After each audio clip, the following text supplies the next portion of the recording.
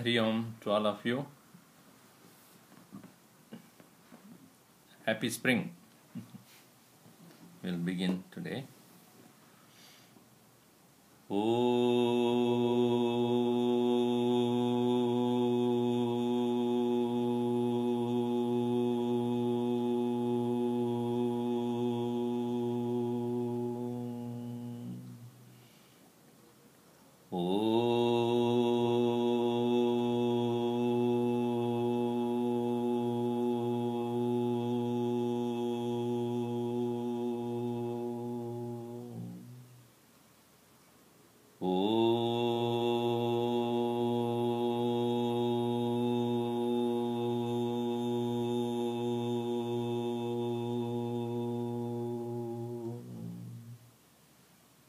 Om Sahana Bhavatu Sahano Bhunaktu Sahaviryam Karavavahai Tejasvinabadhitamastu ma vidvishavahai. Om Shanti Shanti Shanti. Samasta Jana Kalyane Niratam Karunamayam Namami Chinmayam Devam Sadgurum Brahma Vidvaram. Thanks for coming to this meeting, Satsanga.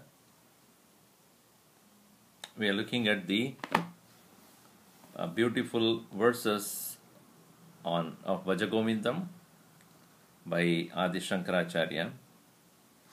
The topic, Break the Bondage. In the last session we saw, that is verse number 5, as long as we have the ability to earn money, bring wealth, people would be interested to be friends with us. What we see is that people like people only when they are helpful. If you are not helpful to someone, or if you are not extending your help to anyone, then you are living in a lonely island. Only when I see you participating in my life, then I am for you and you are for me. All relationship is like that. All relationship are called relatives because what is relative? Relative means if it is under certain conditions, this is valid. That's called relative. What are the conditions when it becomes valid? I am useful to you and you are useful to me. So, what is your relationship with your car? If the car is not working, if it is constantly giving trouble, what do you do with that? You find a nearest somebody who is ready to buy your car for just what it's worth and go for the new car. Now, if you look back in your life also, you will find you had many friends when you are first grade, second grade, and they are not there now. Because they have their own life and they have their own new friends, they have new associates, they have their own girlfriend or boyfriend or their own priorities, and then they are all gone. So you'll find this is a nature of things. It is nothing to complain about. But we have to, what is this all about? This Vajagovindam is telling us about what is what. Yathartha Darshanam it's called. What is there? It's called fact. The facts of life. Many people do not want to listen to the facts of life. That's a problem. Somebody asked me this question. Swamiji, what is the difference between fact and faith? There is a difference. Science is all about fact. I don't know whether I discussed this before. Did I? Science is all about facts and religion is about faith. So that is why in this part of the world they ask you which faith you belong to. They don't ask you which religion you practice. What is your faith? So religion is based upon faith and science is based upon facts. So sun is hot, water is cool, sky is vast. So these are all observations that are done by the scientists, and they have come to certain conclusions. This is the nature of a thing. In the same way, if you look at it, all scientific facts are about observation, analysis, and prediction. Conclusion and prediction. That is how science works. They look at the effect, look for a cause, and once they understand the cause, they realize that whatever be the qualities of the cause, it is already found in the effect also. Therefore, the qualities of the cause is being in the effect. We can predict what will be the effect when the cause changes. So, therefore, people say, oh, I am a very scientific thinker.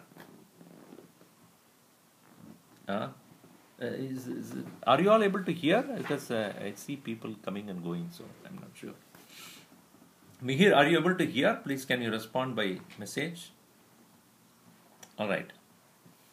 So, what we see is that science is all about facts. And they say faith is not about facts.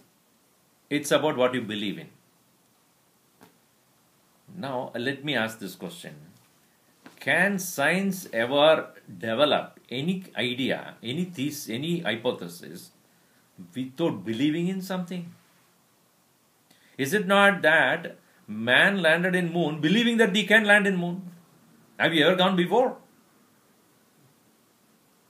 He has not gone before, but looking at the conditions, looking at the possibility, looking at the vehicle that they have to use, all other things they have come up with. Okay, if these factors are available to us, or these factors remaining the same, we will be able to achieve. So without the belief, even science cannot move on anything. But the point is that when, let us say, our Gurudev used to give this example. The Newton, when he saw an apple coming down and hitting on his nose, he had a belief that there must be something in the center of the earth, which is what is attracting every object into that. And therefore, an apple that is there in the tree must be coming down because of that reason. So he believed that there must be something. Then he undertook the process of experimenting. In the same way, religion begins with belief, but it has to end in finding the truth. And this journey of finding the truth of what you believe in is called faith. Faith begins in belief, ends in fact. And that adventure of believing in something, continuously engaging in experimenting it until you find the truth, that is called spirituality. This is one thing. Second thing is that it is not necessary for us to find the truth of everything, because some of them have already done and then they have established the truth of it. This is how it is. See, in a cigarette packet, it is said that it is if you smoke, you will get cancer, etc. Do you have to experiment it to find out what it is? Or you are intelligent enough to find out, okay, it has been proven and therefore I don't need to do it. Similarly, the people who have been observing life, they said, Yavat pavano nivasati dehe tavan nija yavat vitto parchana dehe tavan nija parivaro gehe pascha jivadi jarjara dehe vartam kopina pruchadi gehe. Is it that? Yavat vitto parjana saktah tavan naji parivaro raktah pascha jivadi jarjara dehe vartam kopina pruchadi gehe. What does that mean? As long as you have the ability to bring wealth, so long as you have that, then there are people who are associated, interested to be with you, etc. Paschad, later on, Jivati, when a person lives, Jarjardehe, in an old frail body, Vartam, even speaking, Kopi, nobody, Kopi na prichati gehe. Are you there, alive or not? Nobody knows. I might have told you last time, one person was not hard of hearing. Did I tell you about that? One person was hard of hearing, old man. So the doctor said that if there are now new equipments have come, I can give you, and he prescribed a particular small equipment for hearing. So he took that and he installed in himself, and then he went home. After 10 days or so, he came back to the doctor. So the doctor asked, so you must be able to hear very well, right? He said, yes. So probably at home everybody is happy, right? He said, no. What do you mean? He said, I didn't tell them. What did you not tell them? I didn't tell them that I am not able to hear well now. Oh, and what happened? He said, I changed my will 4 times. Because people, they go on talking because they think that he doesn't listen. So they talk anything and everything about him. He realized, oh, this is what you people think. Nothing is for you in my night eye for you. So when one gets old, there is greater dependence upon with people. When you are hale and hearty, you don't need many people. But when you have become old, for everything you need somebody's assistance. As the body becomes frail and tired and old, when you need them, they are not there. When you are capable of bringing money and other things, there are so many of them. But when you finally need them, they will not be there. Now, this is a fact. As you observe around you, it will be fine. You will find that. So, what is the message here? Understand relatives are relatives. That's what it is. Attachment is pain afterwards. Because when people finally, their own priorities, your own children, your own grandchildren, everybody start leaving you, then you realize they are all alone. That's why Swami Vivekananda beautifully said, before the world kicks you, you kick the world. Try to live independently. Not that you want to get away from people, but understand dependence is slavery. So as much as possible, try to live independently, meaning do your own thing and reduce your wants. That's all it is. The more wants, more expectations are there in our life, more disappointments also will come. In any relationship, there is a certain amount of expectations. Whether it's husband to wife, wife to husband, parent to children, children to parents, friends to friend, boss to the employee, everyone, citizen to the country, country to citizen. Everybody expects something from you. That is why there is a relationship. So you will not be disappointed if you reduce your expectations. If you expect more and more disappointments will come to you. Our Guruji very beautifully said, most of the time when you have a husband or wife or even in your own workplace, I never expected this from you. Somebody will say, right? I never expected this from you. Who asked you to expect? Simple thing.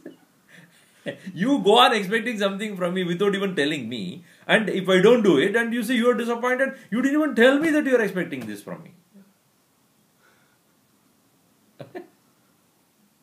So better, if you are expecting from somebody something, better tell them, this is what I am expecting from you. Okay? A contract. I am expecting from you this.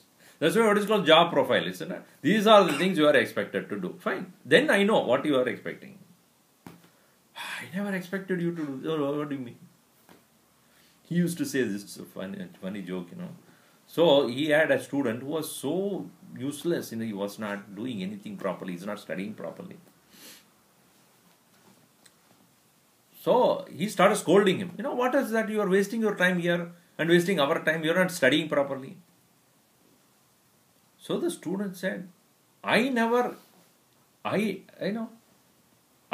not come here to the ashram to get scolded from you. What?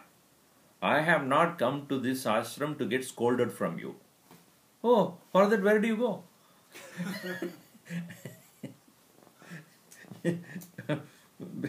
Because see, the thing is, if your job profile is clear and if you don't fulfill they have every right to scold you. So even in any relationship, therefore, let us make it clear. What are you expecting from me? It must be clear.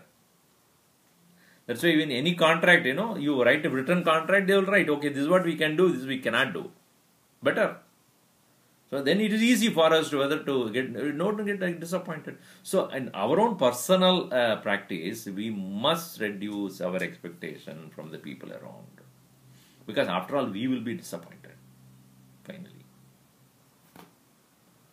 For reducing expectations, you must reduce your wants.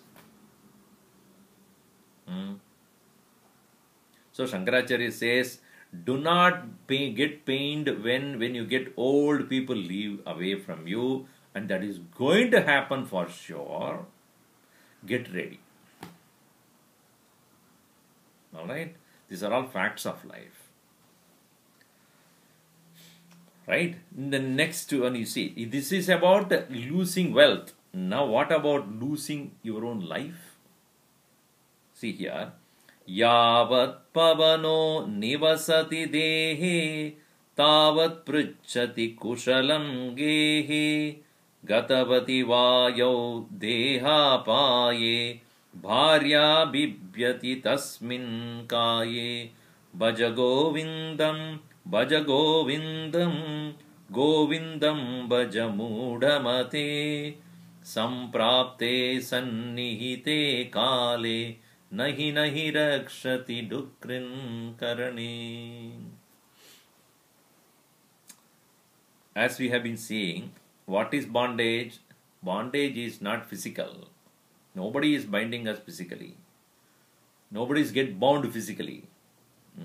But all the bondages are in the form of psychological disturbances or psychological disappointments and failures, pains, unhappiness, and the bondage is in the form of I want this, I don't want this. Then when we increase our likes and dislikes so strong, the world become a pain.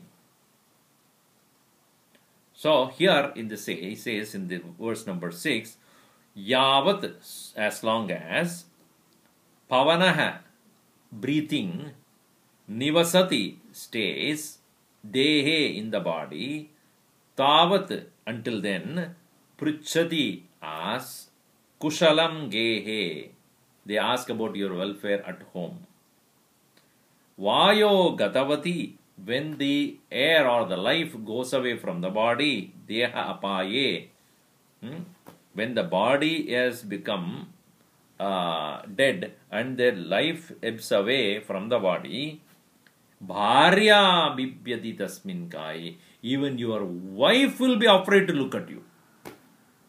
Why a wife will be? Because she is the one probably serving you for so long, along with, for you, since the marriage she has been with, or any partner with you, and that person will be so afraid to even look at you. Your own friend maybe, or a wife. Because once the body is without life, it is only a dead carcass. It's a dead matter.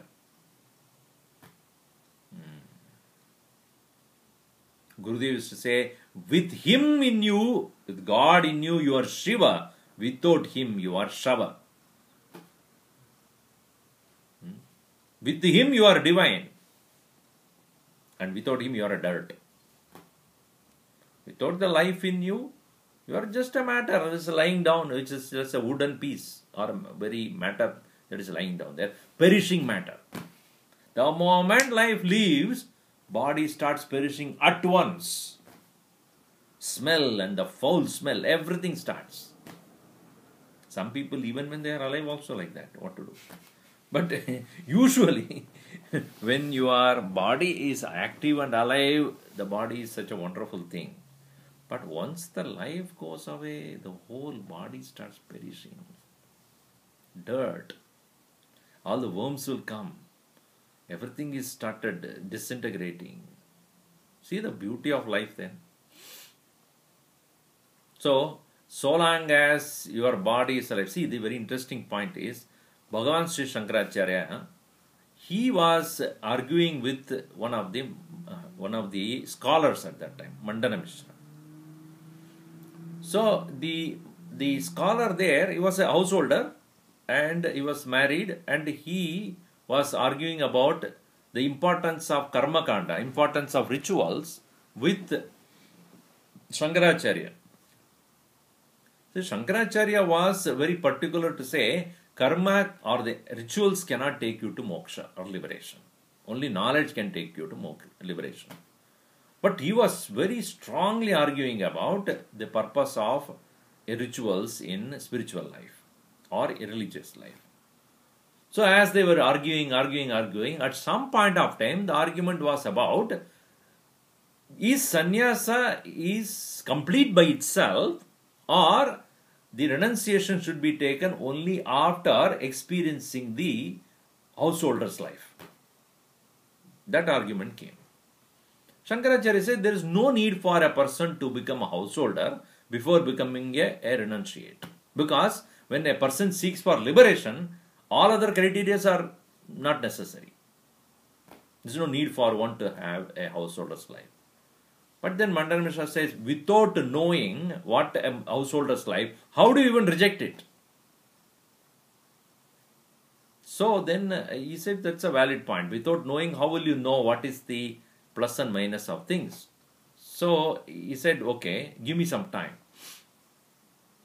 He came back to his ashram, where his disciples were also there. He was closing his eyes and he was thinking. So others asked, what is that you are thinking about? He said that, the argument was about whether householder's life is necessary before taking sannyas or not. I said not necessary. But he said that unless you know what it is, how will you know it's correct or it is useful or not useful? How do we know? Because there is love, there is sharing, there is service, everything is involved there. Responsibility. So, the Shankaracharya had a power called Parakaya Pravesha. Parakaya Pravesha means he can enter into other bodies. That power he had. So, that time he learned that the king of the adjacent, small kingdom, is on the deathbed. And he was about to die. So he immediately told his disciples, do one thing, I am going to be absent for a week or 10 days. You preserve this body and don't worry about where I am. I am going to be in the king's palace as a king. It's kept a secret. As a king, I will be serving there to find out what is a householder's life. And after 10 days also, if I don't come back to this body, then you come there to remind me about that. They said, okay. So they started preserving his body while he left his body and entered into the dying king's body. And the king actually died. And as far as the doctors who treated him, they declared him dead. But within few seconds again he woke up. So the doctors were quite surprised. Hey, we know that the heart has stopped and he died. But he just came back. I said, okay. And the king woke up and he looked at all the others. And so the doctors were very happy.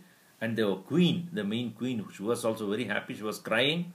Now he came back. The doctor said, I think there will be a great shock because of the departure and coming back. So therefore, just keep him on bed for some time. Don't give him all the responsibilities now. Slowly, you will get back to the routine. Because they checked the pulse and everything was perfect. So then they went away. And the queen took look after him very carefully, gave him food, gave him all the comforts, sat with him and talked to him about various things and so on. Now, the king, who is actually Shankaracharya, only the body of the king and Shankaracharya's soul was there. And he spoke to her, and of course he had not, of course he did not know many details, so he had forgotten many details about the kingdom, about the minister's name, about the servant's name, about others. So she realized that, yeah, because of the shock of this heart failure, probably he had forgotten few things, so she understood that. But then as slowly he recovered, within 3 days, he started going back to the routine. But Shankaracharya was Shankaracharya. He doesn't know what to be a king, what to be a householder, not to be a husband. He had no idea, though he was observing everything. But his behavior was peculiar, right? He was sitting in meditation and chanting names. So this is not my king. There's something wrong here. The queen had a doubt. So what she did was, she called the minister, one of her confidant. She called him and said, I have a doubt. What doubt? I think this one, he doesn't look like our king. He doesn't behave like our king. Even if that there are certain, memory loss, etc. But, he seems to have a totally different personality altogether. I have a doubt it is not him. So what you do, but I want him. I want him to be there to, because this kingdom, he doesn't have a son to give his kingdom. So I want, at least for name's sake, he must be king, and then we will see what can be done. So if there is anybody nearby who is preserving a body, go and destroy it. So the minister took his soldiers and went about looking for where this body is being preserved. 10 days gone by, the king did not, Shankaracharya did not have any intention to go back, because he's got caught up in his routines and he's totally forgot that he has to go back, apparently.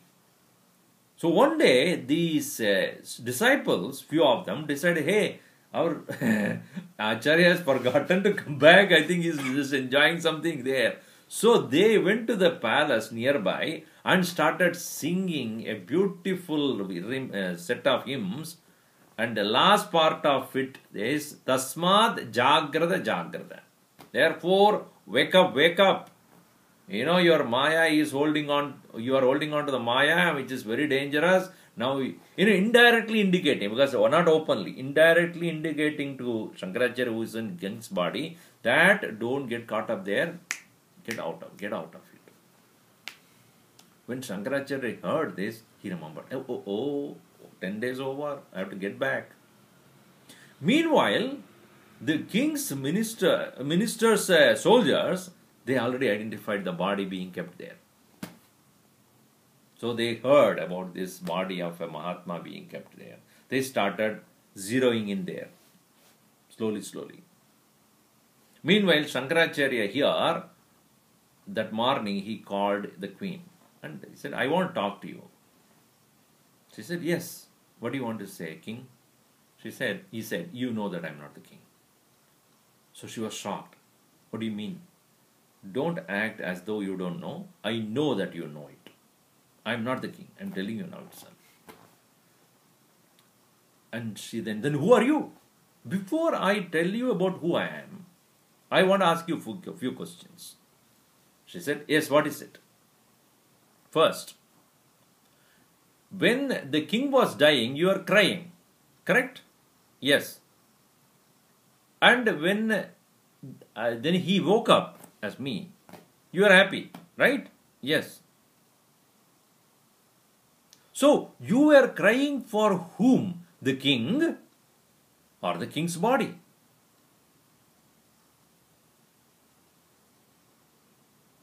She said, what do you mean by that? I cried for the king. So, now, king is not there. The king, if you have loved the king's soul, which was there in this body, which is not there right now, you must be unhappy. But you seem to be relatively okay with respect to this body of the king, while I am not the king. So are you not in love with this physical body of the king and not the king's soul? But what can you do? It is dead and gone. The king is dead and gone. But I want to see the king. Then Shankaracharya said, king is not dead. Body is dead. The soul of the king is never dead. It can never die. The soul never dies. The soul was operating as a king here. Now that soul has departed and doing something else. So you cannot cry for a thing which is not dead. Alright. If you are crying for the body is here. What are you crying for? What did you cry for?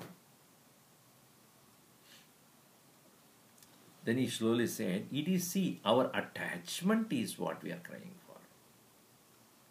You are attached to the king, and what is that attachment?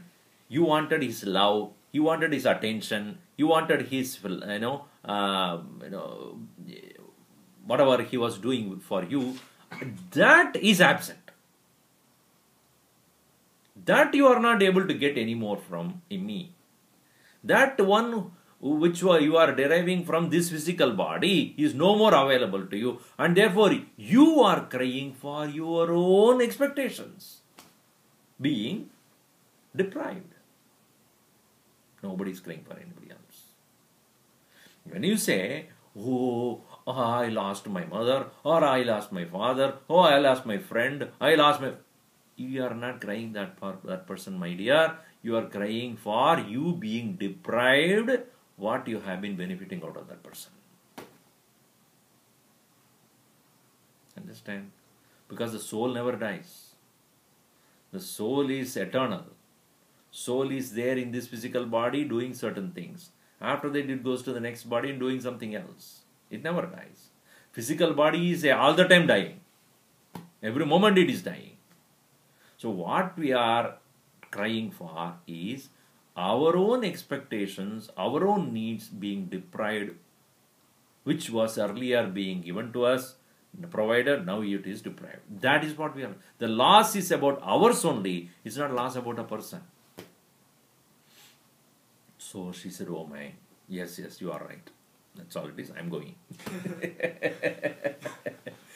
By the time he left the body and arrived at his original body, these soldiers have already reached there. They had put the body onto the fire and they were about to light it up. About to burn it. And suddenly it came. Shankaracharya woke up and everybody ran helter-skelter from there. Then when he woke up and he told disciples, okay, now I have come back, now fine. Then he went to Mandana Mishra and said, I have experienced what a householder's life is. Now I'll tell you. Let us start. I still find the householder's life is full of expectations, full of give and take. Yes, that is necessary at the stage. But even that stage is full of limitations. And also there is a certain amount of benefit, no doubt. A certain amount of joy is there, pleasure is there. All right. But compared to what one would be losing out of disappointments, or whatever suffering that one will go through due to the disappointments arriving because of departure of one of them is immense. I don't need to go through that to understand what is sannyas. So it is not necessary that a person has to go through the householder's life before going to take up renunciation. For it will be another level of disappointments and failure, and certain amount of unhappiness will be there. In every relationship will be there. So as I have been saying, everything has got two sides. You take a coin, there is a head, there is a tail. And if you take any situation, there is a beginning, there is an end. Anything you enjoy, there is a happiness part of it, there is a unhappiness part of it. Nothing comes with only one side. Everything has got two sides. There are benefits, there are certain harmful effects also. You take a medicine also. They say this is for painkiller, you take this. And after some time they say you take one more, you will get a stomach problem. Everything is there. On one side it is beneficial, on the other side it is harmful. So relationship also, it is like that. So long as your body is alive, everybody is with you and ask you about your welfare. When the body is deprived of the life in it, even one's own wife will be extremely afraid, even look at the body. So while living in this world, understand the limitation of this physical body. The body is called Shariram because Sharir, the very word, means that which is subject to decay. Shiryamanatvat Shariram, Dahyamanatvat Dehaha. So please understand the limitation of the physical body.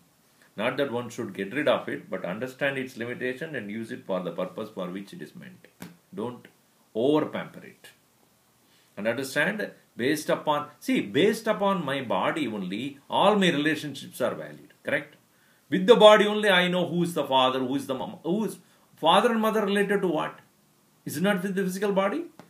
This physical body identified with that alone, I have a father, I have mother, I have brother, I have sister. So all relationships are all connected to this physical body. Once you understand that everything is relative,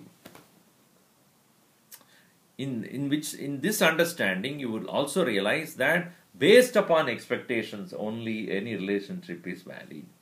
So reduce your expectations, understand the fact of the living, that everybody will perish at some point of time, and therefore let us use this physical body for the purpose for which it is created. Let us engage in our life very productively. Now, when we think about engaging our life productively, what we find is first 10-15 years of our life, we don't even know about this. We were engaged in games and play and video games and whatnot. And as we become mature to become a young adult, then our attention and priority is something else. Girlfriend, boyfriend, party, and then, all sort of things, games and sports and all these things. Another 10-15 years gone. Say you become 35, 40.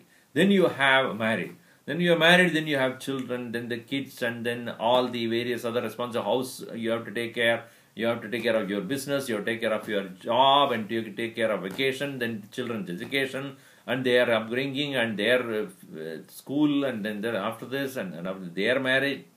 By the time you finish all of that, you are already 65, 70. Ready to go. So therefore, Shankaracharya says in the next two verses, see this. Balastavat krida saktah Tarunastāvat tarunī saktah Vruddhastāvat cintā saktah Parame brahmani kopi na saktah Bhaja govindam Govindam bhaja mudamate Samprapte sannihite kale Nahi rakshati dukrin karane. So here he says, so long as one is a young child, balaha, boy, tavat, as long as, that person who is just a boy or a girl, when it is young, krida sakta. Asakta means attached to. What? Krida. Sports, games, video games. Nowadays, this game is also not there, only video games. No, there's no movement of the physical body also. So, balastavat krida asakta. Some people even 20-25, they are busy with that only. They never get mature. So then, this country has got only 4 seasons. You know that, no? Every country has got some 3 or 4 seasons. We have spring, winter, summer, fall, etc. But this country has got football, basketball, then baseball, only 3 seasons. NFL, NBS, I don't know what's called? NBA, NFL, and NBA, something. That's all. And every school is known for sports. Oh, our sports team is the best. What about study? That is not. There is no competition there. Anyway, each one is peculiar. So when you are young, your attachment is only on games. When you become taruna, youth. When you become youth, what is your attachment? Taruni. Tarunastavat taruni saktah. So, when you are become young, your engagement is only cocktail and ponytails. Gurudev used to say cocktails and ponytails. So it's a party, disco, this guy going and hanging around, dances, girlfriends and boyfriends and all those things gone. That is where one is busy. Then comes a small interim period where you get married and again children, this and that. And as you grow old, what are you attached to? Vruddhastavat chinta saktaha. When you become old, when physical body cannot do anything anymore, what is your mind is all about? I should not have married this person. I made a mistake. I should not have come to this part of the world. I should have done that. This could have, should have, would have. At no point of time, therefore, you are able to let go of all these things and look at the purpose of life. That's why he says, Parame Brahmani Kopina Sakta. Nobody thinks about the higher self. You look at any typical person, they're so busy with their own priorities of life, going to work and then taking care of the people and taking care of the children and going here, going there. Who has time for anything else? Nothing. Stop. So it is very, very interesting. If you take a typical any householder's life, you ask him, what are you busy with? Most of them say, Swamiji, samay nahi mil raha hai for anything else. Going to work and then taking care of this, taking care of that. There's no time. See, time is always decided by the priority. Mahatma Gandhi very beautifully said, your work shows your priority. What are you busy with? That shows your priority.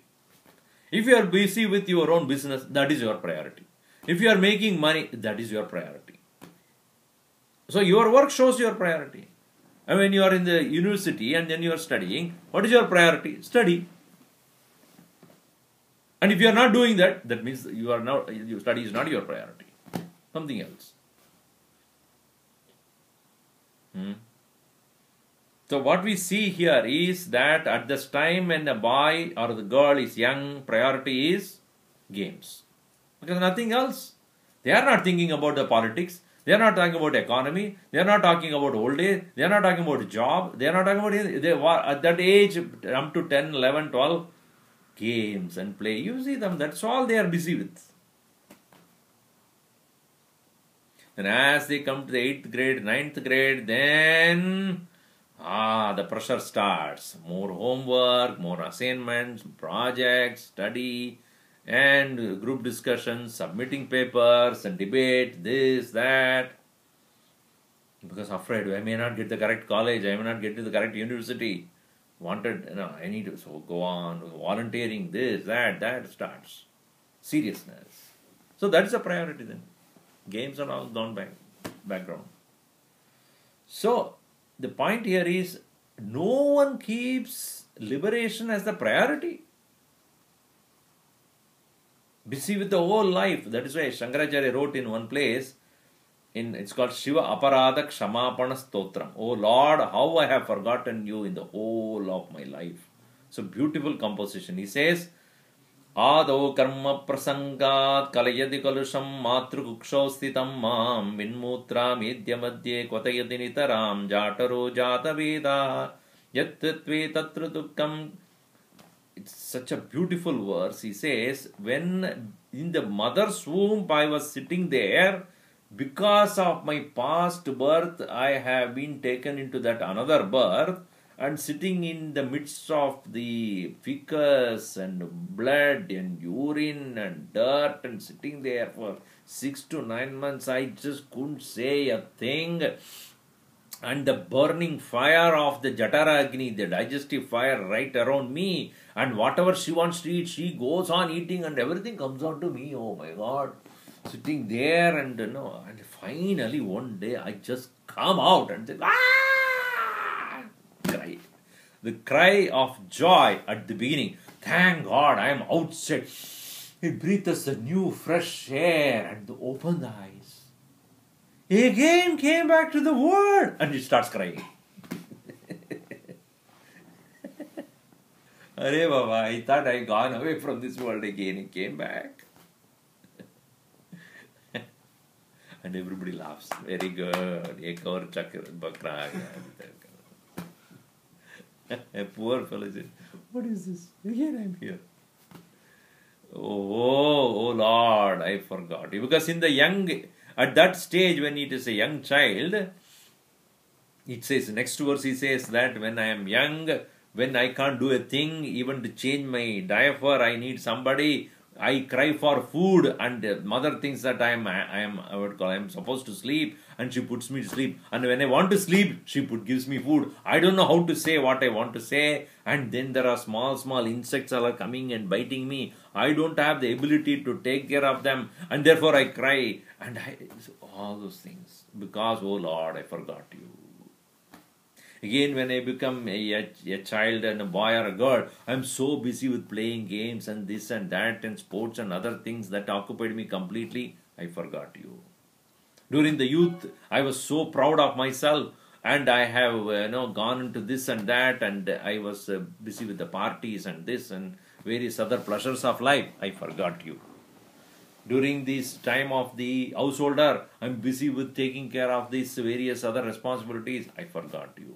And when finally the old body with the frailing health, and then I'm dragging myself with the three, my 2 legs are not working, therefore I want a third one to support me. When I start doing that, then I realize I made a mistake.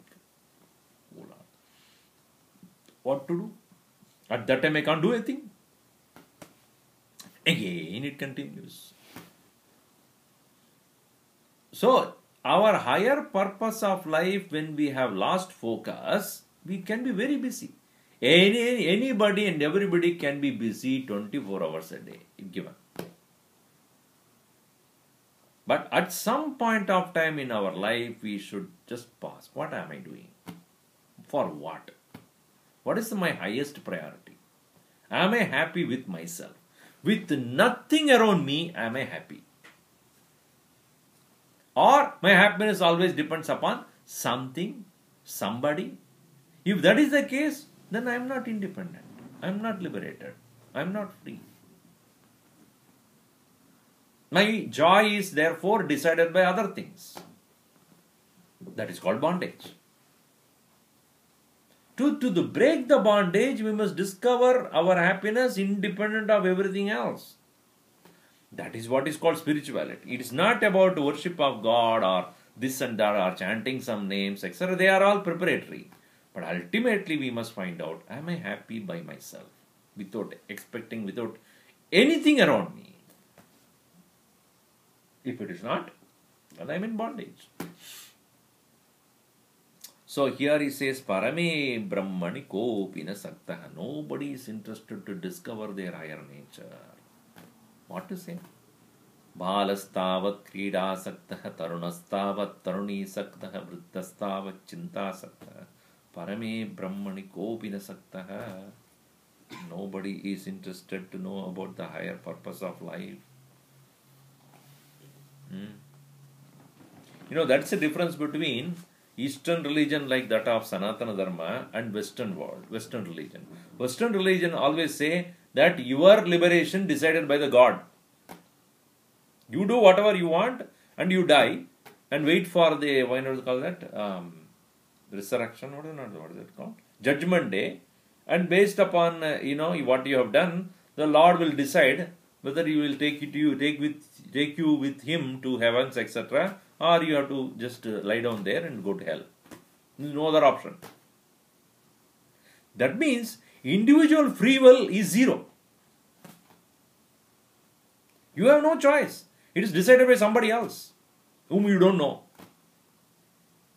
Whereas Vedanta is not like that. Every moment is your choice. Nobody else decides. God even cannot stop you if you want to be liberated. Nobody can stop you. You know, on the other day, we all had a nice movie we saw. We were not there, right? I don't know why you were not there. We had for junior chicks. The movie's name was True Man Show. True Man Show. It's an interesting movie. I'm sure some of you might have seen that. In that movie, you know, the movie starts with a particular character. It's called True Man. Nice movie. It's Jim Carrey or somebody has acted that. So he lives in a small island, in a small place, and he was afraid to cross the bridge of water and go to the other side because he had a very traumatic experience during his childhood where he lost his father in a drowning. So therefore, whenever he thinks about crossing over the bridge, he gets very afraid. So he lives in that small island only, and he does his routine things. But once in a while, when he gets the idea, because he was in love with one girl when she was during his school, and she had been taken to Fiji Islands. So he had always a dream of going to Fiji Islands. But to go there, he has to first of all cross that bridge. He cannot cross because he is so much afraid. But one particular time, somehow or the other, he gets this. There are other parts of the story also is there, but I'm not going to that. Finally, he decided to go to cross. He gets into the boat and he goes into that water. Now, the scene is that this is being watched by God. The God his name is Christoph. Okay, Christoph. So he and his team, basically what it is the whole thing is a setup. This True Man is a character and all others are actors, and this is a live show, seen by everybody in the world. What is going on in his life. And suddenly when he decides to take off from that particular island to move away, that is not in the script. He was not supposed to do that. So there's Christoph, or what you call that, God gets very upset. He's the director of the movie. He said he's not supposed to do this. But he takes off. He goes, and all those characters who are there were in search for him because he suddenly disappears on night. They went on searching for him, and finally they saw him going away into the water against his usual character. And when he goes away, the Christoph, that director says, now bring in storm, bring in water more and drown him. They were all afraid. Why is he doing that? But in spite of all that thing, he escapes. And he reaches a point of the ocean, suddenly there is a wall. Because that is the end of the studio. Oh. You see? So he says, what is this wall? What is this? Suddenly I'm stuck somewhere. And then there's one step that is going there. So he walks up the step, there is a dark opening and with the door. And when he stands there, at that time, God, that is Christoph, speaks. He says, the director, you are not supposed to move beyond this because you understand this is all set up. These are all nothing but a drama that is going on, a play that is going on, and you are a character and you are supposed to act and behave according to the script that is given to you. So all people around you were all scripted and you are supposed to be afraid, but it so happened that he broke the whole thing and then you came. Now therefore you go back and become part of the script. And I said, no, I don't. Because now I know I can get out of this. Saying that, he just walks out of that whole thing. Now this is a very interesting movie because it is to show that even God cannot stop you when you decided to liberate yourself. So that is the point of Vedanta. Unlike the Semitic religion, which is talking about only God's grace can save you from all this confusion and all the bondage. Vedanta says no, no, no, no. Breaking the bondage is individual self-will, your own free will, your own choice. Once you recognize that choice, nobody can stop you. That's what Shankaracharya says, but that nobody makes that choice. Parame Brahmani kopi na sakta hai. Nobody is making that choice.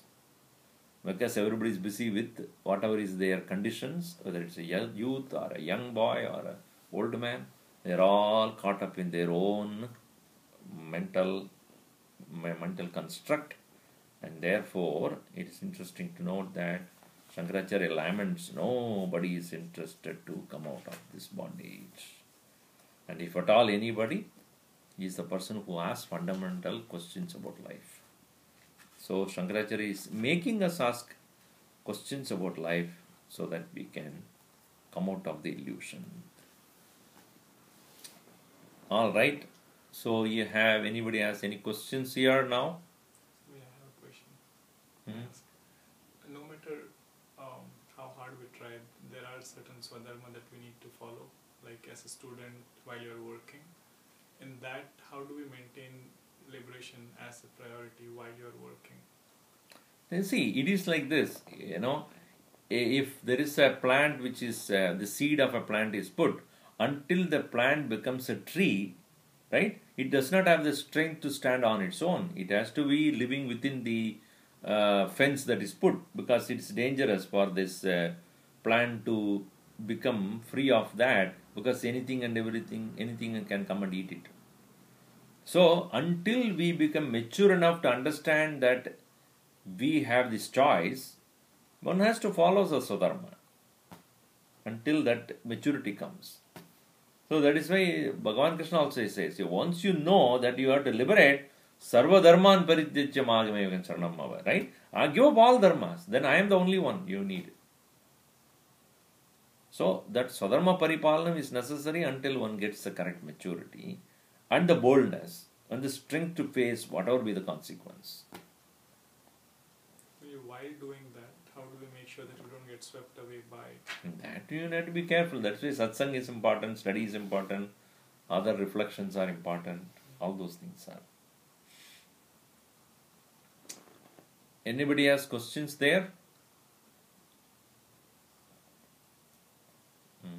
Not many people, but anyway, whoever is there.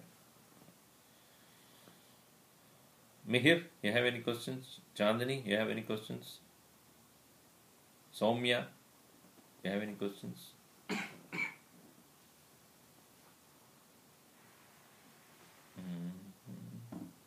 I can unmute you so that you can ask the question. I am unmuting from my side.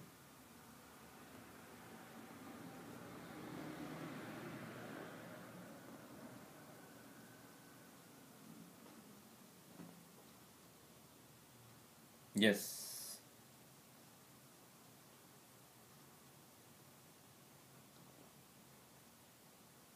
Nobody has questions then? Alright, we can conclude in that case. Because I don't see. Are you type it?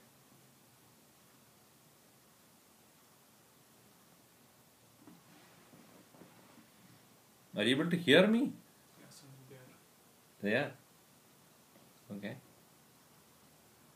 If you are not hearing, then you will not be there on the line anyway. They can type it that with Yeah, I know. That's what it's telling. in the Ustream also. If you want. Is it? You said there's a chat window. Chat window is there, but I'm not sure. That is not. I'm not sure. Yeah. Alright, we'll conclude then. Om Sarve Bhavantu Sukhinah Sarve Santu Niramayaha Sarve Bhadrani Pashyantu Ma Kaschid Dukkha Bhat Bhavet.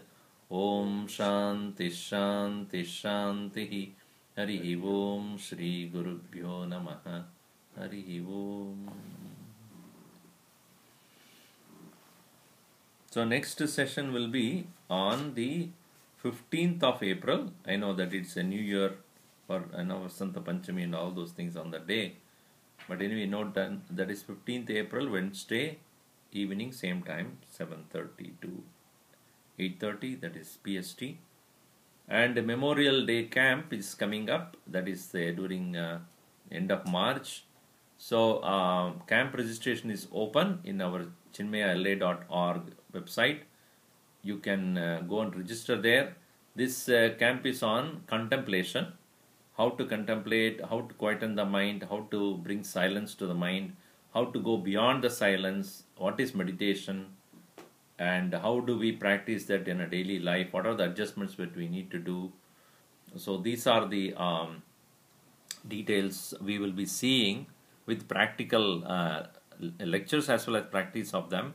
We will be having it in a very remote area, which is just an hour and a half drive from Rameshwaram. So those who are interested, please do register in our Chinmayala website. This is the dates are May 24, 25, 22nd to 25, 22, 23, 24, 25. Okay. So you have asked the question, Soumya, that what is the purpose of, what is the right purpose for the body is given for, what is the purpose and how do we come to know about it. So the body is meant for, for the soul to engage in the, of course, when it comes to dharma, doing the right thing, etc. But being a human birth itself is a great blessing, because in the human birth alone we can ask questions, we can do the inquiry, and we have the intelligence to ask what is right or what is wrong, what is permanent, what is impermanent, all those things. But when we are busy with just meeting the demands of the body and mind, we don't have a time for all these things. So minimizing our needs for taking care of the body and other demands, so that we have time to contemplate, to inquire. So study of scriptures or satsangs like this are important for us to get the input. What is that which you have to inquire about? What is that we have to think about? And how to look at various relationships, various other things that are happening in my life, how to have the correct perspective.